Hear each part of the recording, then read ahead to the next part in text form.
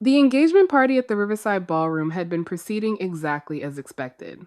There were 200 guests, champagne flowing, and my sister, Shelby, had been displaying her engagement ring for the past hour as if she were exhibiting the Hope Diamond. It was a 2-carat platinum setting, her fiancé's 3-month salary, and a proposal story she had recounted at least 15 times tonight. My parents, Philip and Tina, glowed with pride at every retelling, while I stood near the bar, nursing a glass of Pinot Noir, essentially invisible to the family that considers me a struggling, freelance researcher. Have you ever felt like the invisible one in your own family? Let me know your story down in the comments. The ballroom doors swung open, and the atmosphere shifted instantly as Uncle Shane walked in. He was the only one in this entire room who did not treat me like a piece of background furniture. While the rest of the family spent the last decade obsessed with the surface of things, Shane had been in San Francisco, deep in the world of private equity, turning startups into legends. He did not head for Shelby and her shimmering ring. He walked straight past the crowd of admirers and pulled me into a warm embrace. He looked at me with eyes that actually saw the person standing there. Christina, you look incredible, he said, his voice carrying clearly across our family cluster. But I have to ask, how is life in that penthouse treating you? That $3 million Manhattan property in Sterling Heights must have a spectacular view of the park this time of year. Is the neighborhood everything you hoped for? The conversation around us did not just die, it was executed. Shelby's hand, the one she had been vibrating to catch the light on her 2-carat diamond, froze midair. My mother, Tina, stopped her champagne flute halfway to her lips, her eyes widening in a mixture of shock and confusion. My father, Philip, looked as though the sky were falling. Shane, what house are you talking about? My father whispered. His voice was tight, strained with a deep confusion. I did not answer immediately. I took a slow, deliberate sip of my wine, savoring the absolute heavy weight of the silence. Shelby found her voice first. It was shrill, cutting through the stillness. A penthouse! Uncle Shane, you have been in the air too long. Christina does not own a house. She barely pays rent on that tiny studio near the university. She is a struggling freelancer. I looked at her, and for the first time in 8 years, I let the mask of the disappointing daughter slip. For a decade, I had lived in this family like a ghost. I had worn my silence like a heavy, invisible iron chain. To them, it was the chain of the weak, a sign that I had nothing to say because I had nothing to show. They saw my passivity as a cage, a house with no bars, that I was too broken to leave. But they were catastrophically wrong. My silence had been a fortress, not a prison. Every time they redirected a conversation away from my life to focus on Shelby's sorority dresses or her latest boyfriend, I added another brick to my wall. It was the iron chain of a survivor, a tactical choice that allowed me to work in the shadows while they were blinded by the glare of their own vanity. My silence was not a symptom of helplessness. It was my primary protection. I had been building an empire while they were busy curating a facade. My silence was not a lack of achievement, it was simply a lack of a need for their permission. I moved out of the university district 3 years ago, Shelby, I said. I kept my tone clinical, as if I were reviewing a financial audit. I purchased the property on Sterling Heights in June of 2023. It is a 5-bedroom penthouse. I am surprised you do not remember me mentioning the move. Then again, I suppose I was not wearing a ring when I said it. My mother swayed on her feet, and Philip grabbed her elbow, his face drained of color. Shane, you are joking, he said. She could not possibly afford that. Shane just gave them a calm, lethal smile. Philip, I helped her vet the contracts. It was an all-cash transaction, $3 million. I stayed in her guest suite last month. The view is indeed everything she deserved. My mother's hands were trembling so much she had to set her glass down. The sound of crystal hitting the marble table rang out like a gavel in the sudden silence. Philip looked at me, his mouth opening and closing as if he were trying to catch a breath that would not come. $2,400,000? He stammered. You paid off a mortgage of that size? Christina, that is impossible. I nodded, my expression remaining perfectly flat. I paid it off in full 3 years after the purchase. It was not a difficult transaction. My signing bonus from Helix Environmental Tech covered a significant portion, and the dividends from my first 3 carbon capture patents handled the rest. Tina's eyes filled with tears, but they were not the tears of a mother overwhelmed by her daughter's success. They were the tears of someone realizing their entire reality had been built on a foundation of ignorance. How could we not know this? She whispered, her voice breaking. We are your parents. We should have known all of this. And because you did not want to know, I replied. The memory hit me then, sharp and cold, cutting through the glamour of the ballroom. It was Thanksgiving dinner, 6 years ago. I had just secured my first major international patent. I was vibrating with the significance of it, the knowledge that I had created, a technological breakthrough that could literally change the trajectory of environmental science. I sat at that table, waiting for a gap in the conversation. When I finally started to explain the mechanics of the carbon capture system, my father did not even let me finish my opening sentence. He held up a hand to silence me and turned to Shelby to ask if her new custom sorority dress had arrived in time for the winter formal. That was the trap of their normalized cruelty. My family had spent decades building a psychological cage where Shelby was the only one allowed to succeed. My invisibility was not a mistake. It was a structural necessity for their version of family. They had normalized my erasure so thoroughly that my brilliance became nothing more than invisible background noise.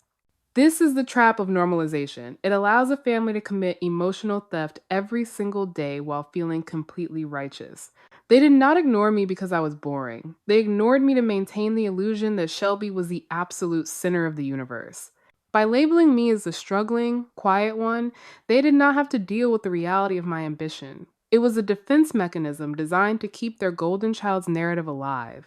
If they had acknowledged my success 6 years ago, it would have shattered the hierarchy they loved so much. I even mentioned the patent royalties at Easter dinner 2 years later. I continued, my voice clinical and precise. I told you I had just received a licensing check for $400,000. You did not congratulate me. You asked me if that meant I was finally going to get a real job with a steady paycheck.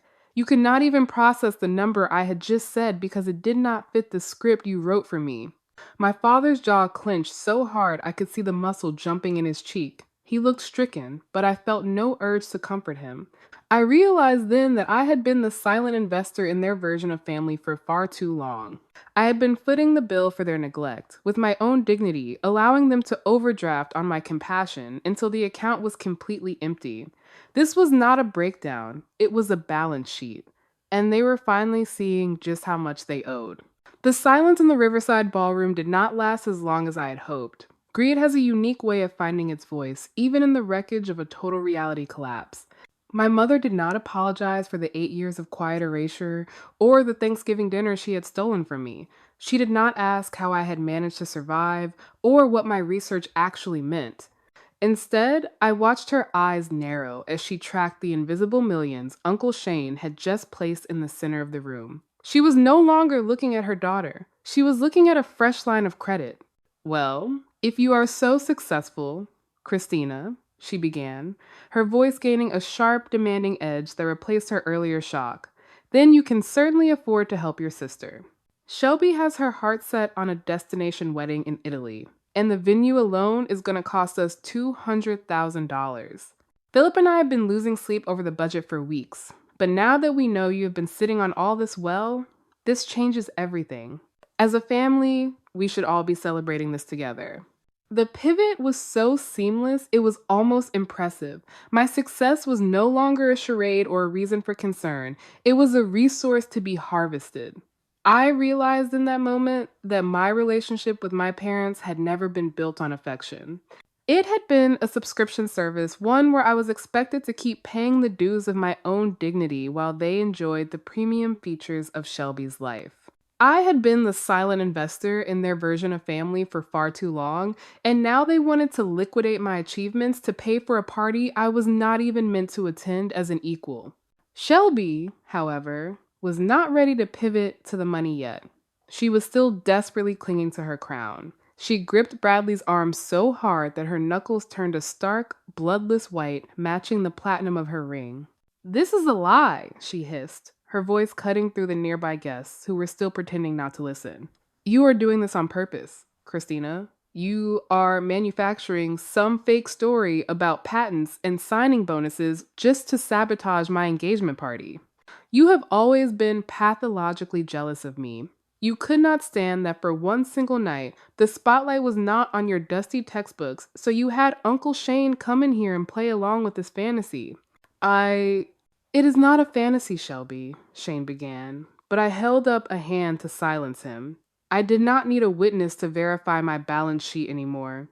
Jealousy implies that I want what you have, Shelby, I said, my voice remaining clinical and cold. But your entire identity is built on a 2-carat rock and a social media feed. My life is built on global infrastructure and scientific reality. There is no overlap. I did not choose to reveal this tonight to hurt you. I simply stopped pretending to be the person you needed me to be so you could feel superior. Don't be so cruel, Christina, my father chimed in, finding his rhythm of disappointment again. We have always supported your little science hobby in our own way. We gave you the space to be yourself, even when we did not understand why you were so obsessed with your work. Now that you have finally made something of yourself, is the first thing you do really going to be an attack on your own sister? Is this the cold, calculating person we raised? The gaslighting was the final entry on the balance sheet. They wanted to rewrite 10 years of neglect into a narrative of parental support. They were trying to manufacture a debt of gratitude out of the very silence they had forced upon me. My compassion had been a financial resource they had overdrafted for years, and they were still trying to write checks against it that my heart would no longer cash. I set my glass down on the same table where my mother sat. My movement was clinical, designed for maximum efficiency. You call it cold, Dad, I said, my voice as steady as a surgeon's. I call it precise. You spent 28 years failing to read the data right in front of you. Now that I am forcing you to look at the final results, you find the truth inconvenient. That is not a failure of my character. That is a failure of your observation. Uncle Shane stepped forward, his eyes fixed on my father. He was not just my uncle in that moment. He was the authority figure this family had always worshipped because of the size of his investment portfolio. Philip, you really have no clue, do you? Shane said, his voice dropping an octave.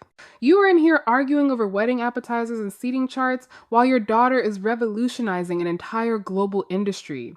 Christina is not just some freelancer.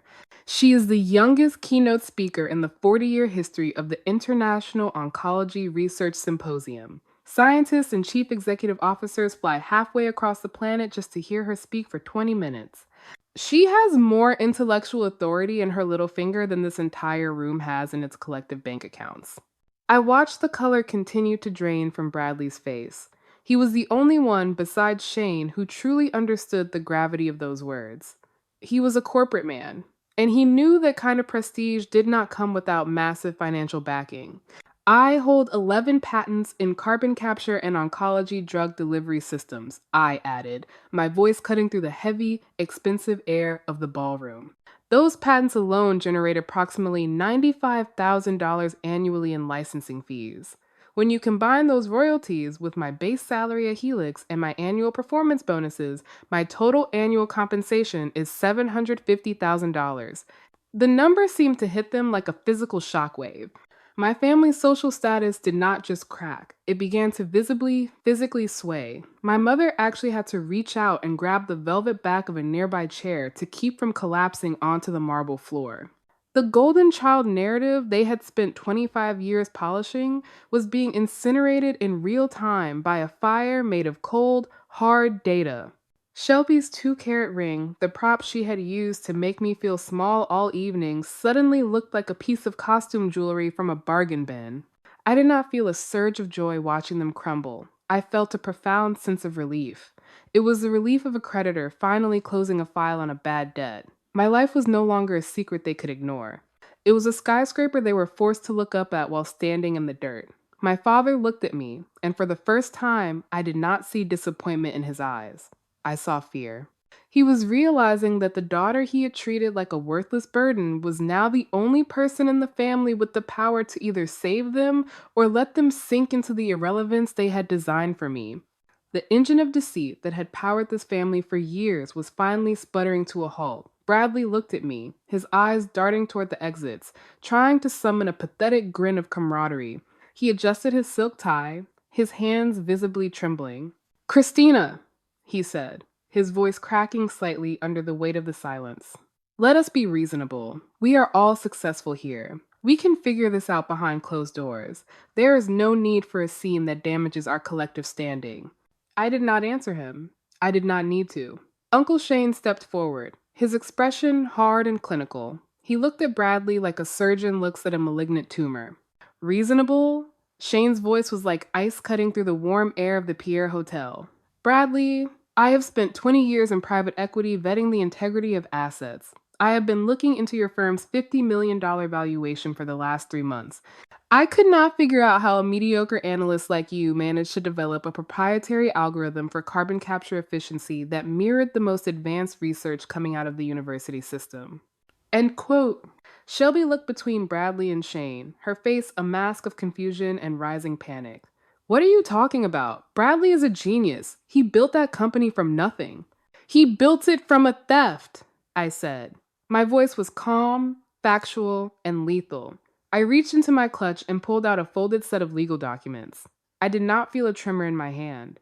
I felt nothing but the cold, liberating clarity of an accountant closing an account. "These are the preliminary filings for a patent infringement lawsuit, $50 million in damages. I filed them this morning at 9 o'clock.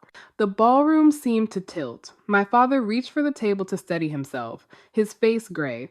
"Christina, stop this. What on earth are you claiming?" "I am claiming what is mine, Philip," I replied. 3 years ago, when Bradley was still dating Shelby and hanging around our house, he managed to get access to my old university research drive. He did not just borrow my discarded notes. He systematically copied the core algorithms of my early oncology drug delivery systems, the exact same mechanics that power his environmental tech firm today. He took my intellectual property and sold it as his own brilliance. He did not build a company. He built a parasitic structure on the back of my labor. Bradley slumped into a chair, all the confidence of a wealthy fiancé evaporating instantly. He looked small. He looked like a thief who had finally run out of shadows. My mother, Tina, began to sob, but again, it was the sound of a woman mourning her social standing. "Christina, please," she begged, her voice high and desperate. "Think of the scandal. If this goes to court, the family reputation will be destroyed. Shelby's wedding, her future. It will all be gone. We are your family. You have to protect us." I looked at her, and then at my father, and finally at my sister. The family reputation they were so desperate to save was a rented shell. It was an illusion built on the erasure of my life and the theft of my work. They were not asking for my protection. They were asking for one more overdraft on a compassion account they had already bankrupted. "Family?" I asked, the words sounding like a dead transaction in my mouth. "A family protects its members. A family celebrates achievement. A family listens. For 8 years, I sat at your tables while you talked over me. I tried to share my world, and you treated my voice like background noise. I realized then that my relationship with you was not a bond. It was a subscription where I was the only one paying the fees. You did not care about my patents until they became a threat to your social calendar. You did not care about my life until it became more expensive than yours." Shelby began to scream a shrill, broken sound. "You are destroying my life. It is my engagement party. Why are you doing this now?" I looked her directly in the eyes. I did not see a sister. I saw a liability. I was finally writing off. "You stopped being my family the minute you asked if I wanted to see the dessert menu while I was trying to tell you how I was changing the world," I said. "The transaction is closed. I am not protecting your reputation because you never bothered to protect mine. Bradley will see my lawyers on Monday. The rest of you. I hope the champagne was worth the price of your daughter." I turned my back on them. The sound of my heels clicking against the marble was the only noise in the room. I did not look back at the shattered glasses, or the sobbing woman, or the man who had stolen my mind to buy a ring. I walked through the doors of the ballroom and into the night air, leaving the engine of their deceit to burn itself out in the dark. I pulled into the underground garage of my Sterling Heights building, the silence of the luxury sedan, a stark contrast to the shrieking echoes I had left behind at the pier. The security gate hummed, shut a heavy iron curtain closing on the theater of my old life. I did not look at my phone until I was inside the elevator, ascending toward the top floor. It was a digital hornet's nest, 52 missed calls, 114 text messages. The notifications scrolled like a live ticker of a market crash. My mother, Tina, had moved from begging for family unity to accusing me of premeditated cruelty. My father, Philip, sent a single, desperate message claiming that Bradley's company would go bankrupt by Tuesday if I did not retract the filing. Shelby's messages were the most honest, a frantic stream of insults, calling me a ghost who had haunted her night. I stood in the center of my living room, the floor-to-ceiling windows offering a panoramic view of the Manhattan skyline. The city lights twinkled like distant, unattainable goals, but inside this glass fortress, I finally felt the air was my own. I walked over to my desk and opened my personal laptop. I did not hesitate. I did not cry. I did not even feel the urge to sigh. I simply highlighted their contact information and clicked block. One by one, the voices that had told me I was invisible were erased from my digital existence. This was not an act of anger. It was an act of accounting. I was simply removing the bad debt from my books. As I watched the city below, I realized that my family was currently suffering from the ultimate psychological collapse, the illusion of power from an empty wallet. They had spent decades confusing having with being. To them, status was something you rented with a 2-carat ring or a 5-star wedding venue. They were high-end tenants in a world of appearances, but they possessed zero equity in character. When the money or the image is stripped away, people like Tina, Philip, and Shelby are left with a terrifying vacuum because there is nothing underneath the shell. Their social standing was a bubble inflated by the very person they had spent 8 years trying to pop. The moment I stopped being their silent investor, the moment I stopped allowing them to overdraft on my dignity, their entire world went into immediate foreclosure. I looked at the copy of Nature Tech sitting on my coffee table, the one that called my work Nobel-worthy. My family had spent my entire life trying to make me believe that my value was determined by their approval. They wanted me to believe that if they did not see me, I did not exist. But standing in my $3 million penthouse, knowing that my mind was the engine behind a $50 million industry, I understood the truth. Their blindness was never a reflection of my worth. It was simply a limitation of their sight. I had succeeded without them, despite them, and in spite of them. I did not need their eyes to know I was luminous. I sat down in my reading chair, Captain the orange tabby I had rescued jumping onto my lap. He asked for nothing but a quiet place to exist, and I realized we were remarkably similar. We had both survived in the shadows until we found our own sun. I closed my eyes and felt the absolute stillness of the penthouse. For the first time in 28 years, the noise had stopped. This was not a revenge story. It was an audit. And for the first time in my life, the balance was zero. I was finally at peace. If you enjoyed this reckoning, hit that share button to remind others that quiet success is the loudest revenge. Don't forget to subscribe for more stories of justice taking its natural course.